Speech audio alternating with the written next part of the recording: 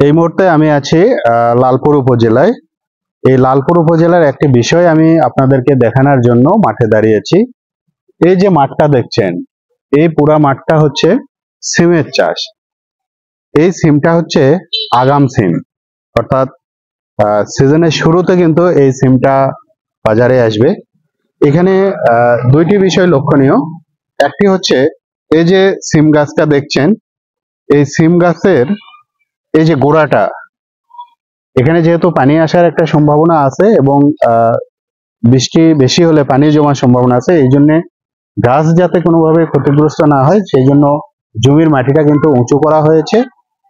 আরেকটা বিষয়, এই যে মাচা দেখছেন, এই মাচা কিন্তু অন্য কিছু না, এটা হচ্ছে পাট কাঠি দিয়ে করা মাচা।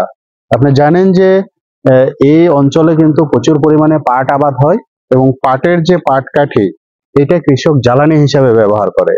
কিন্তু এই পাটকাঠি কৃষি ক্ষেত্রে লাগানোর একটা ভালো উপায় হচ্ছে এই যে মাচা তৈরি। এই মাচা তৈরির মাধ্যমে পাটকাঠিকে যেমন কাজে লাগাচ্ছে, ঠিক তেমনি ভাবে এই যে সিম, এই সিমটার কিন্তু ফলনটাও ভালো আসবে। এই ভালো ফলন পাওয়ার জন্য সিমের প্রয়োজনীয় ব্যবস্থা গ্রহণ করলে আশা করা যায় ভবিষ্যতে এখানে অনেক ভালো সিম আসবে।